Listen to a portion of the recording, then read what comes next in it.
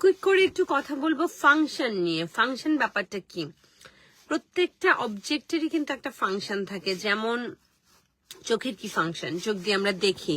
কানের কি ফাংশন, কান দিয়ে আমরা শুনি। এই যে চশমার কি ফাংশন, চশমাটা আমরা পড়ি। সো দেখা যায় যে যখন আমরা বড় হই, অ্যাজ আ নিউরোটিপিক্যাল পিপল, আমরা অটোমেটিকলি বুঝে যাই যে কোন জিনিসের ফাংশনটা কি। বাট অনেক অটিস্টিক চাইল্ড প্রত্যেকটা জিনিসের ফাংশন বুঝে না। স্পেশালি আমি নোরার কথা বলতে পারি। নোরা কোনো কিছুর ফাংশন বোঝে না, even still she is trying to get the idea of function. So at the beginning, যেমন আমি নোরাকে যদি বলি যে নোরা তো কিছুটা ভার্বাল এখন, বাট এই মুহূর্তের কথা না বলি, কিছুদিন আগের কথা বলি। মনে করো আমি টেবিলে একটা চশমা রাখলাম আর একটা বল রাখলাম।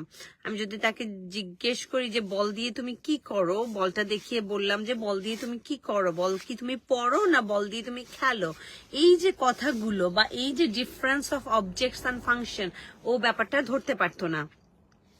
আমরা ধীরে ধীরে একটা একটা আইটেম প্রেজেন্ট করে ওকে শিখিয়েছি। ওকে বলের ফাংশন হলো কিক করা, তোমার চোখের ফাংশন হলো দেখা, চশমার ফাংশন হলো পড়া, তোমার পেন্সিলের ফাংশন হলো লিখা।